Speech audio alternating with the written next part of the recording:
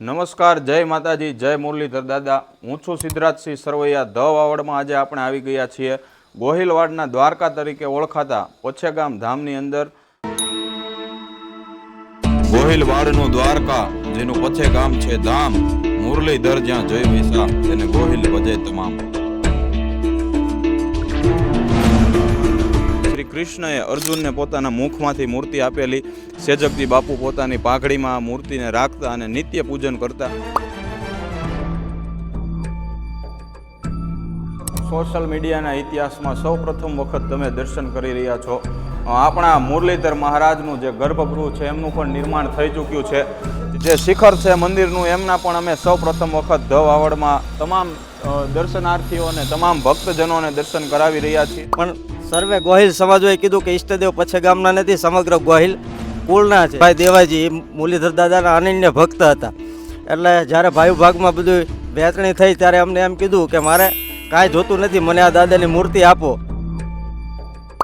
મિત્રો, આ જે મારી પાછળ તમે ભવ્યાતિ ભવ્ય કથા મંડપ જોઈ રહ્યા છો એ આપણા મુરલીધર મહારાજના નિજ મંદિર પ્રવેશ ઉત્સવ નિમિત્તે આયોજિત પૂજ્ય ભાઈશ્રીની કથાનો મંડપ છે।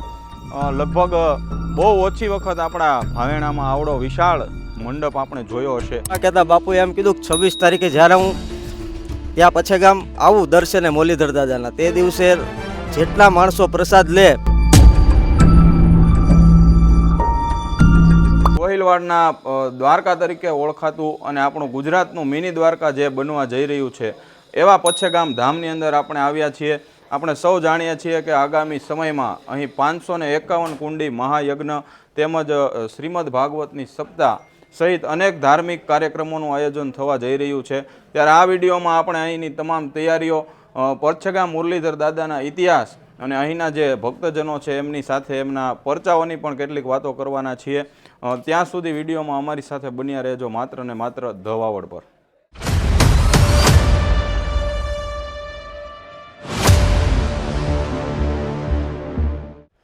મિત્રો, ખાસ તો આ મંદિર જે બનવા જઈ રહ્યું છે એમની વિશેષતા એ છે કે જે દ્વારકાના મંદિરનું જે સ્ટ્રક્ચર છે એમની જેવું જ સ્ટ્રક્ચર અહીંયા બનવા જઈ રહ્યું છે।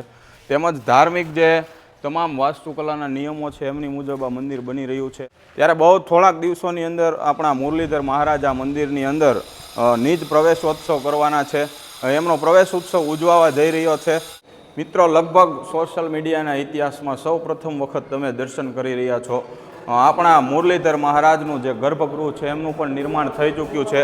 જે મંદિરનો મંડપ કહેવાય એમાં અત્યારે આપણે ઊભા છીએ અને આ તરફ છે જે મંદિરમાં મુરલીધર મહારાજની મૂર્તિનો પ્રવેશ ઉત્સવ થવાનો છે એ મંદિર, એ ગર્ભગૃહ। તો આવનારા થોડાક દિવસોની અંદર મુરલીધર મહારાજના દર્શન કરવા માટે દેશ વિદેશથી લોકો અહીં આવવાના છે। ગોહિલવાડનું દ્વારકા જેનું પછેગામ છે ધામ, મુરલીધર જ્યાં જય વૈસા એને ગોહિલ ભજે તમામ, એવું મંદિર જે શિખર છે મંદિરનું એમના પણ અમે સૌ પ્રથમ વખત ધ વાવડમાં તમામ દર્શનાર્થીઓને તમામ ભક્તજનોને દર્શન કરાવી રહ્યા છીએ। આ શિખર અને આ ધજાના દર્શન માત્રથી તમામ ભક્તજનોની તમામ ભીડો દૂર કરનાર મુરલીધર મહારાજનું ધામ એટલે આપણું ભાવનગર જિલ્લાનું વલભીપુર પાસે આવેલું પછેગામ ધામ। આ જે મારી પાછળ તમે ભવ્યાતિ ભવ્ય કથા મંડપ જોઈ રહ્યા છો એ આપણા મુરલીધર મહારાજના નિજ મંદિર પ્રવેશ ઉત્સવ નિમિત્તે આયોજિત પૂજ્ય ભાઈશ્રીની કથાનો મંડપ છે। લગભગ બહુ ઓછી વખત આપણા ભાવેણામાં આવડો વિશાળ મંડપ આપણે જોયો હશે।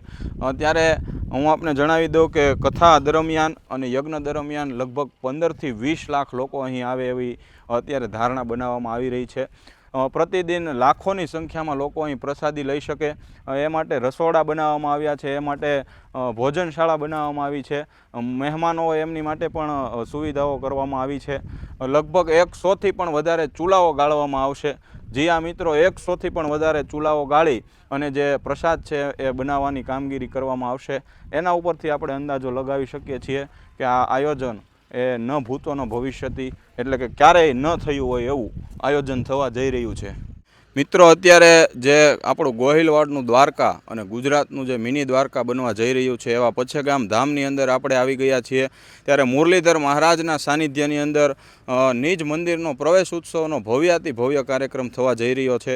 આમ તો જ્યાં સુધી મને જાણ છે ત્યાં સુધી ભાવનગરમાં ગોહિલવાડમાં ન ભૂતોનો ભવિષ્યથી એવો 551 કુંડી યજ્ઞ પણ થવા જઈ રહ્યો છે।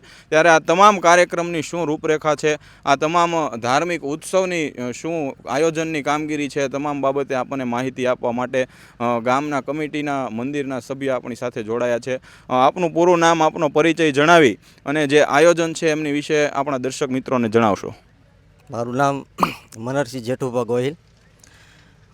વાત કરીએ આ મંદિર વિશે એ પહેલાં હું ચેનલના માધ્યમથી કહેવા માંગીશ આ મૂર્તિ અને એનો ઇતિહાસ સંક્ષિપ્તમાં કહીશ કે મૂળ સેજકજી મહારાજ 1251માં ખેરગઢ રાજ્ય રાજસ્થાનમાં હતું ત્યાં વાસ કરતા હતા।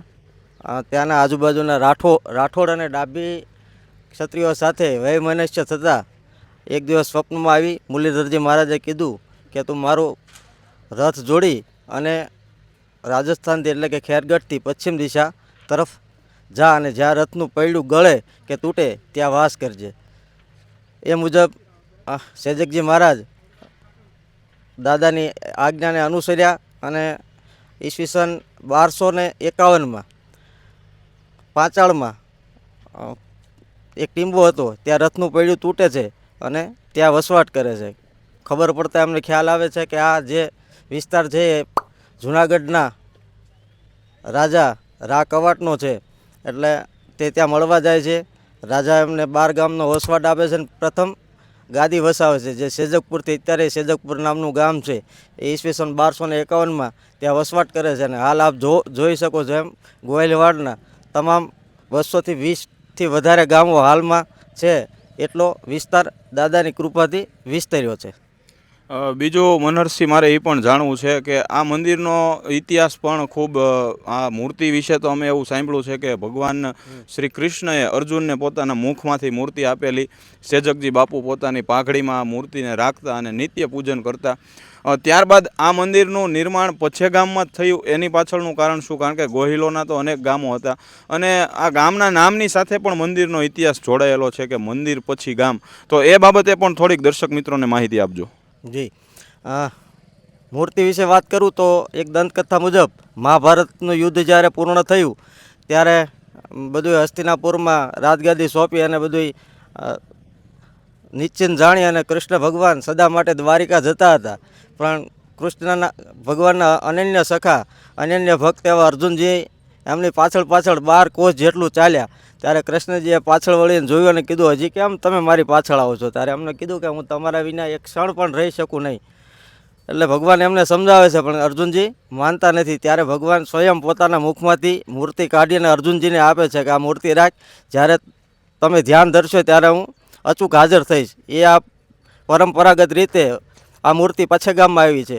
વાત પહેલાં મેં કીધી એમ સેજકપુર વસાવ્યું, પછી રાણપુર રાણજી સેજકજીના પુત્ર રાણજીએ રાણપુર ગાદી સ્થાપી, એમના રાણજીના પુત્રએ મોખડાજીએ ઘોઘા ગાદી સ્થાપી, એની પછી વંશ પરંપરાગત જ્યારે ઉમરાળા ગાદી હતી ત્યારે વિશ્વજી બાપુ રાજ કરતા હતા અને એમના બીજા નંબરના ભાઈ દેવાજી મુરલીધર દાદાના અનન્ય ભક્ત હતા।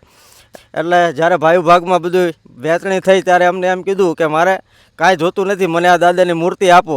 એટલે એ મૂર્તિ પોતાના ભાગમાં લઈ અને આ બાજુ આવે છે, અહીંયા પહેલાં મંદિર બાંધે છે અને પછી ગામ, પહેલાં મુરલીધર મહારાજ ને પછી ગામ, એટલે પછેગામ એવો ઇતિહાસ છે હાલ। મનહરસિંહ, આગળ આપણા દર્શકોને અને ખાસ જે મુરલીધર મહારાજના દર્શનાર્થીઓ છે, જે એમના શ્રદ્ધાળુઓ છે, એમને એ પણ આપણે જણાવવું છે કે આવનારો કાર્યક્રમ છે એમની તારીખો કઈ કઈ છે, એમનું આયોજન કઈ રીતનું છે। અને મેં સાંભળ્યું છે ત્યાં સુધી શ્રી રમેશભાઈ ઓઝા ભાઈશ્રીના મુખે શ્રીમદ ભાગવત કથાનું પણ આયોજન છે, તો એ તમામ આખો જે આપણો ધાર્મિક ઉત્સવ થવા જઈ રહ્યો છે એ ઉત્સવની વિશે દર્શકોને માહિતી આપશો। એ માહિતી આપવી પહેલાં 2014માં યુવા શક્તિ ગ્રુપે આ દાદાનું મંદિર બનાવવા માટેનું કાર્ય શરૂ કર્યું। ધનતેરસે વાર્ષિકોત્સવ હોય ત્યારે વાઘ બારસના દિવસે ડાયરો કરતા અને ફંડ ભેગું કરતા, એ રીતે 2 થી 2.5 કરોડ રૂપિયા ભેગા કર્યા ગામે।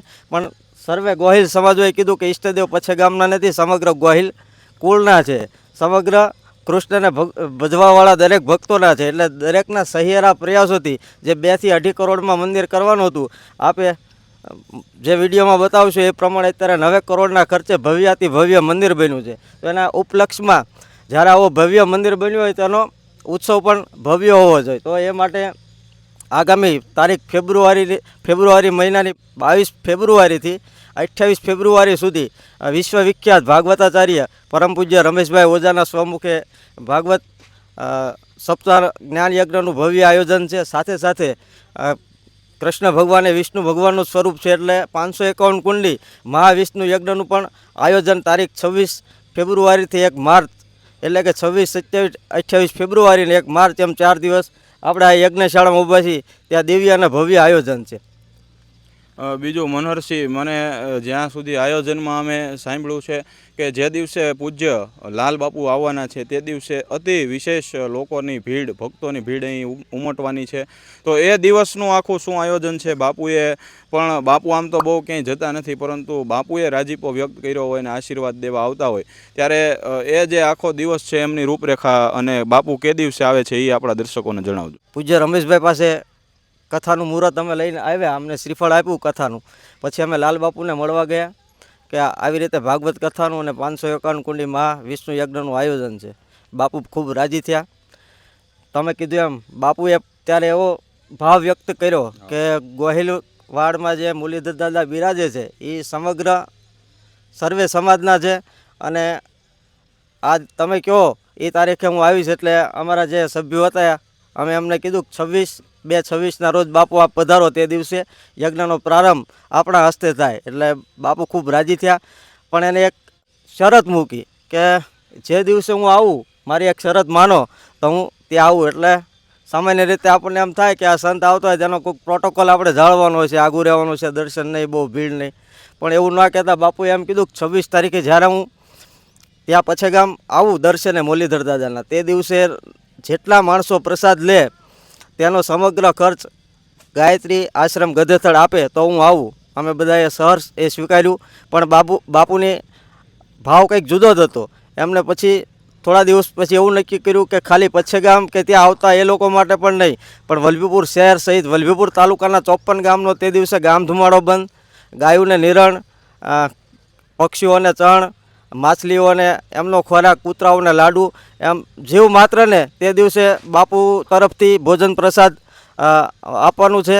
અને તે દિવસે વધારેમાં વધારે સંખ્યા બાપુએ આખા ગુજરાતના 14 જિલ્લામાં 85 લાખ કરતાં વધુ આમંત્રણ પત્રિકાઓ આપી છે. એટલે લગભગ 8 થી 10 લાખ માણસો 26/2/26ના રોજ થશે એવું અમને અત્યારે દેખાઈ રહ્યું છે. મનહરસિંહ, આપણે આ જે વાતચીત છે એમનો અંત કરવો છે ત્યારે મારે એ પણ સમજવું છે કે આવડું મોટું આયોજન હોય તો એમાં સ્વયંસેવકો હજારોની સંખ્યામાં જોતા હોય છે. બીજું કે આખી મેનેજમેન્ટની ટીમ હોતી હોય છે. આટલી બધી વ્યવસ્થા લગભગ હજી 1 મહિનાની 20 થી 25 દિવસની હજી વાર છે, ત્યારથી જ તે આટલું બધું સ્ટ્રક્ચર અત્યારે ઊભું થવા માંડ્યું છે. તો એ કેટલું અઘરું પડ્યું અને એમાં કેટલા સ્વયંસેવકો જોડાણા, દાદાની શું એમાં આશીર્વાદ ઉતર્યા આપણી ઉપર, એ તમે દર્શકોને જણાવજો. આટલા સમયથી અમે ઘણા બધા લોકો આ કાર્યમાં લાગેલા છીએ, પણ કોઈ દિવસ એવું નથી થતું કે અમે કરીએ છીએ. જે કામ હોય સ્વયં દાદા તે પોતે પ્રેરણા આપતા હોય, બીજાના રૂપે આવીને અને કામ થતું હોય. જે વસ્તુની વ્યક્તિની જરૂર હોય એ આપોઆપ જે જરૂર હોય એ પહેલાં પહોંચી જતી હોય છે. એટલે ઘણા બધાને એવા પ્રમાણો મળ્યા કે આપણે તો ખાલી નિમિત્ત માત્ર છીએ, સેવા કરવાનો આનંદ લેવાનો છે, એનું પુણ્ય લેવાનું છે. આ કાર્યક્રમમાં હું વાત કરું તો 6,500 સ્વયંસેવકોની જરૂર પડશે. અને વલભીપુર તાલુકા, ઉમરાળા તાલુકાના સમગ્ર ગોહિલવાડ, એ સિવાય મોટી મોટી સંસ્થાઓ, દાખલા તરીકે બગદાણા ગુરુ આશ્રમમાંથી, બજરંગદાસ બાપા આશ્રમમાંથી સ્વયંસેવકો આવવાના છે. હળમતિયા કાળુ બાપુનો આશ્રમ છે, ત્યાંથી પણ સ્વયંસેવકો આવવાના છે. અને લાલ બાપુ ગધેથળ આશ્રમથી પણ ઘણા બધા સ્વયંસેવકો આવવાના છે. એટલે 6,500થી વધુ સ્વયંસેવકો આ ભગવતી કાર્યમાં પોતાને નિમિત્ત માત્ર બની અને આ કાર્યને ઉજળું બનાવવાનો પૂરતો પ્રયાસ કરી રહ્યા છે. તો મિત્રો, આ હતા અહીંની આયોજન કમિટીના સભ્ય અને સ્વયંસેવક એવા મનહરસિંહ ગોહિલ. ખાસ કરીને જે આ આયોજન થવા જઈ રહ્યું છે તેમાં પછેગામ ગામ સમસ્ત અને જે મંદિરની કમિટી છે એમના વતી અમે આપ સૌને આમંત્રણ આપીએ છીએ કે આવો આપણે સૌ આ પાવન પવિત્ર દિવસોમાં મુરલીધર મહારાજનું ભજન કરીએ, એમના દર્શન કરીએ અને આ ઉત્સવના સાક્ષી બનવાનો મોકો મેળવીએ.